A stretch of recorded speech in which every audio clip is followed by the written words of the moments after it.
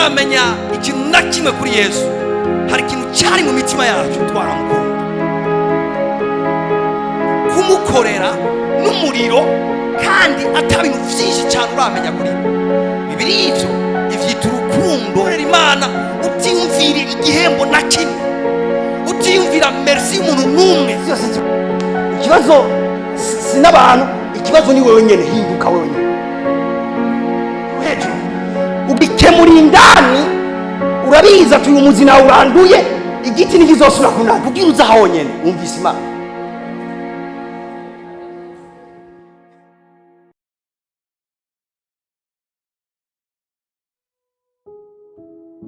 Reka ndabwire abantu Imana, ishaka rero ni ryiza. Ishaka rizokubwira ivyo kuye gukora, mugabo nkemu yera niwe azokubwira ikibanza ubikoreramwo n'umwanya wo kubikoreramwo.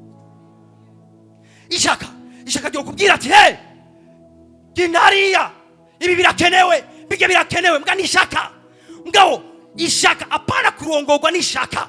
Urongowe n'ishaka uzofeiringa kenshi. Ishaka waryumvise ni ikintu ciza, mbwa banza utenyenye. Hamwe ati pasa navyumvise wavyumvise ni wavyumvise. Tenyenya icara ku birenge vyiwe, mwumvirize, ganira nawe, mubaze urashaka konjayo, urashaka ko ndabikora. Ati pasa atevye kunyishura nta kibazo, atevye bandanya nawe wicara. Muzote bamunyumve kweri, kuko resite y'ishengero ihagaze mu kumvijwe kiwe, ihagaze mu kugendana nawe, ihagaze mu kugenda wumva ati ibi birakwiye, ibi ntibikwiye, uyu no musengera, uyu no mureka. Ihagaze ngaho. Haleluya. Somera undi murongo umwe. Arayo ngomba ndavuge ugatonye. Actes des Apôtres 20-25. Mbere ko era kuri 25. Kandi none raba ndazi yuko mutazosubira kubona mu maso hanje abo naciyemwo mwese mbabwira ivy'ubwami bw'Imana. Nico gituma mbashingira intahe uyu munsi ncuna yuko amaraso ya bose atazonkora, kuko ntacishije iruhande babwira ivy'Imana nagabiye byose.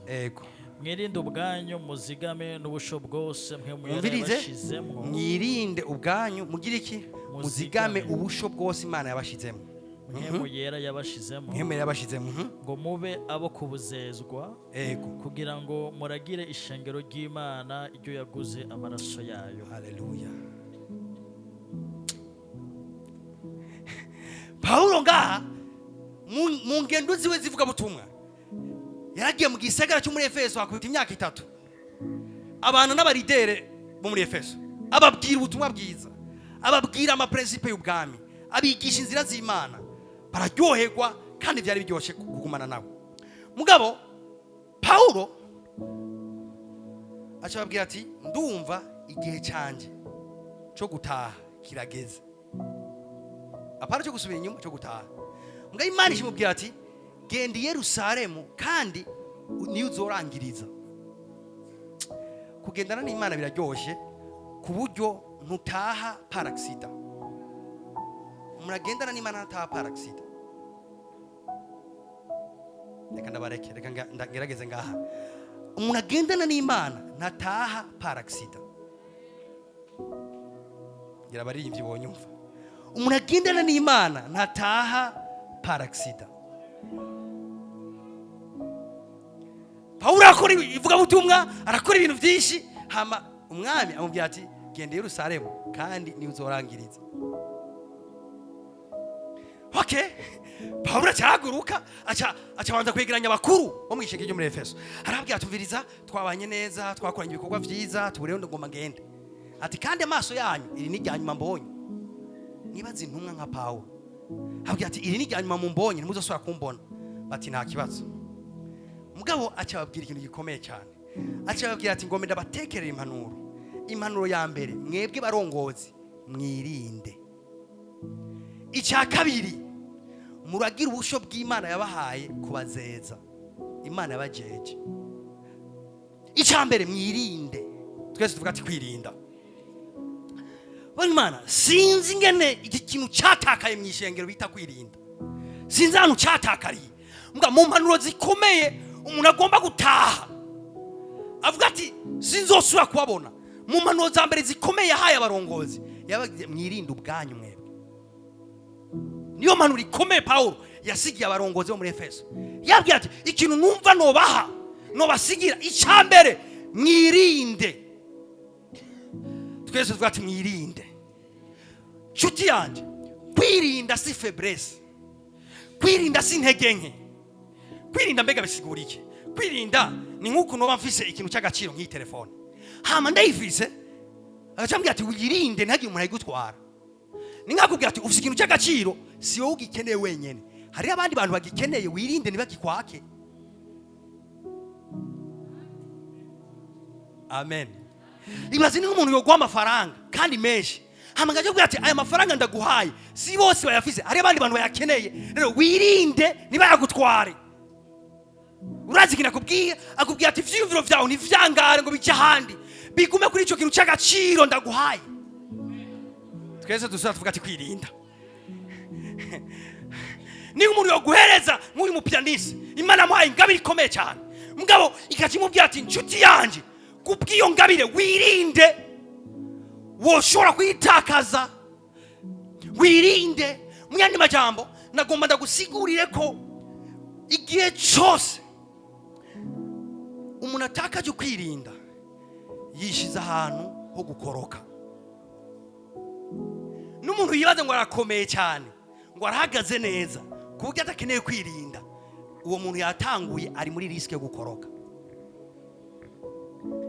Bibiri ivuga ngo wewe uhagaze wiyubare. Wewe wiyumvira ko uhagaze wiyubare. Mu yandi majambo kubera umuntu yiyumvira ko uhagaze burya ari ahantu habi ashobora gukoroka. Kubera umaze kwiyumvira ko uhagaze bizana kwijajara bizana gukoroka, bizana kugura umuryango ibintu kanaka. Hajaga ati kimwe mu bintu bikomeye mwogira mwirinde iki? Mwirinde ku bintu kanaka Imana yabahaye. Alors uno munsi naje kubabwira shengero ry'Imana, kwirinda si faiblesse, si intege nke, hirinda abanyenkomezi.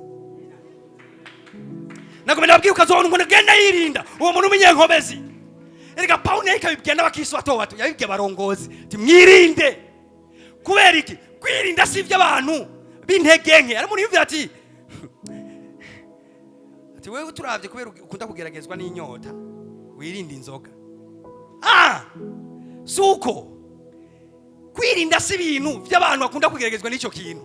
Kwirinda ni ivyo n'umuntu yakinesheje. Kaze talaba. Twese bwati kwirinda. Basore muri ngaha mwirinde.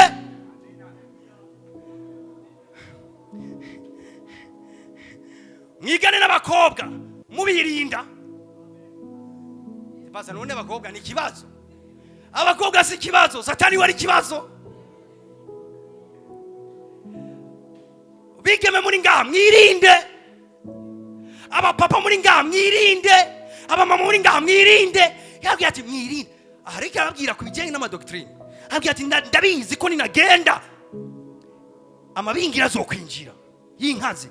Handi bantu bazobaza ngo bigisha ibindi. Mugabo mwirinde. Kwirinda babwiye ati muzigame ivyo nabigishije. Mugumane ivyo nababariye. Mwirinde. Mwene majambo ibintu nababwiye ndazi ko bikora nivyo agaciro. Mbwa mwirinde mu bigumane. Mu bigendane mu bigumane. Praise God. Iyo umuntu atakaje kwirinda atakaje vyose burya. Hallelujah. Okay. Niba ndo bafise amasezerano akomeye y'Imana. Bafise ikintu Imana yabavuze ko bati ikintu ndakirindiriye. Birivuga ngo niba ufise isezerano ry'Imana wirinde kubw'iryo sezerano. Uzi ngo bari Imana igwaye isezerano bigiguhaye ikintu cy'agaciro. Ikubwira ati ku nzira yawe ejo hari ikintu gikomeye cyane kizokoreka. Mugabo rero attitude yawe n'ingene ubayeho izodetermina ico kintu ko kiza n'umwanya kizozirako cyangwa nuko kitazoza. Alors, ajakugira ati wowe ufise isezerano wirinde. Wowe usenga wirinde. Muyandi majambo ikigwa gusenga ni ikintu gikomeye cyane ufise. Mugabo uteramiye gusenga kwawe wirinde. Hari umwasi adashaka ko abantu basenga. Hari umwasi atanezerewe n'iryo shaka. mugabo rero wirinde igihe cyose adusi intege nke zo kudasenga, wirinde uje gusenga. Haleluya, praise God. Nariko ndavuga ngo wirinde, bwati kwirinda. Umuntu afise ingabire yamwemu yari muri we, wirinde. Ni ikintu gikomeye Imana yaguhaye, mugabo ukwiye kukizigama, ukwiye kukirinda, ukwiye kukibera maso. Abantu bo mu mabanki rimwe na rimwe barangyohera. Ugiye kurotira amafaranga, nibaraba ngo turamuzi ngo ari royale niki. Akantu kose wanditse kuri sheke baragakontrola neza. Cyangwa ugiye kuversa, ntibakubwira ngo wayaharuye neza, atego tinangahe no muri yona tishira hajya. Baririnda. Gatizana tuyashishe mu mashini. Jeni ngimwenda babwiye ati nibi byuma byanyu mubyizera. Urabona agafata kayaharura akabona ko ari inoti jana. Amagaje asubira agatora, agasubiza. Agasubiza bagasubira agaharura. Urazi icyo bariko baragira? Bariko baririnda erere. Bariko birinda ikosa. Kwatokora ikosa. Paulo nawe abwiye ati bakozi bo muri Efeso, apana kwijajara, mwirinde. Mwarakijijwe muri abarongozi nivyo, ngani mwijajare, mwirinde. Kwa cyane. Umuntu rero yirinda araboneka, navuga ivyo ari byo byose, nicara n'abari bo bose, nagenda uko ariko kose, kubera arafise kwirinda n'amajambo nta uruduka. Ukazobona umuntu aruduka mu byo avuga, yaratakaje kwirinda. Hamuna kubwira ngo niyumvira mvuga. Umuntu yiyumvira avuga yaratakaje kwirinda. Ngo je ibyo niyumvire cyenda bivuga. Vuga ati kwirinda. Ndako mwashavuriye. Je ndiko ndabigisha ibintu bizobafasha mu buzima. Muraryohewe. Vuga ati kwirinda. Badandaza mwirinde. Ufise amafaranga yawe, bugiye ari abandi bantu bariko barakarikira imitwe y'ingire bo yagutwara. Rero nuwave wimvira ngo nuzuye mwemwe ndasenga, mvuga muri misamenyekana, nguce wijajara, wirinde. Hari undi muntu yayabonye ko yafise, arara yicaye, yiyumvira ingena amafaranga yo kuva mu maboko akaza mu maboko yiwe. Abakizwa rero barataye ivarere bita kwirinda gose, ku buryo bavuga ati twebwe ko turi abana b'Imana birakwiye. Ko turi abana b'Imana birakwiye. Amen. Vuga ati kwirinda. Icyo ni cyambere. Mbwe icya kabiri acababwira ngo hey, ikindi kintu gikomeye cyane. Ati muzigame ubusho mwemu yera yabahaye. Yabahaye kuragira. Yabazigamishije ngo muragire. Mwumva ari ubusho bwabo? Yabwiye ati muzigame ubusho mwemu yera yabahaye. Turi muri generation abantu batagitahura ati ndi wa Kristo. Imana turi muri generation abakristo biyumvira ati ndi wanaka undi ndi wanaka undi ndi wanaka. Nka bimwe vyari mu gihe cya Paulo, bamwe bavuga ati turaba Apollo, abandi turaba Paulo, abandi turaba Kefa. Bagatakaza jendu wande. Paulo yabwiye ati mbega abo sabakozi batumwe kubakorera gusa, kugira muzora gubwami vyonyene. Turi mu gihe womenga hamwe arakabutike hajya nivyo kwanaka, handi hari hajya nivyo kwanaka. No, turi shengero ry'Imana. Twese turi shengero ry'Imana nzima. Ndi umuntu w'Imana kandi biranezereye kuba uwa Yesu. Haleluya. Dukoranye gutya rero, iyi ni meeting, ni koraniro apana ryacu, ni koraniro ryiwe. Lango minangwe gubumerezi uburemezi ibintu bimwe bimwe. Turakoranye gutya, uraje gusenga. Iyi ni nzu y'Imana. Ahanye ni mwemu yera, iri shengero ni giwiwe, ni wa controller, ni wa ganza. Utakaje uwo muje guhura, uratakaza nijuza kwakira wana. Tuvuye muhira turaje, uje kwande. Uje guhura nande. Rero kubera kumenyera ama programming asanzwe ameze, saa 3 hari umurongozi acaje imbere, aca twegeranya aca senga, ati hamahejeje, abarimvyi bace baririmba, abarimvyi bahejeje, cyo dutanga amashikanwa, hama ivyo biheze, tuje twiga ijambo ry'Imana, ivyo biheze, tuje dutanze we nkuyemwo igisibo. yatakaje meaning y'ikoraniro. Aha dushengereye umwami w'abami, hari ngaho umwami w'abami. Ibi byose twariko turagira, abaririmbyi bariko barahimbaza tumuhimbaza, twariko turasenga bariwe dusenga, twariko turatamba ariwe dutambira, twariko turasemerera tuvuza kamo ariwe tukavugiriza. Ivyo ariko biragirwa byose ngaha twariko tubihwanye n'ishengero. Praise God.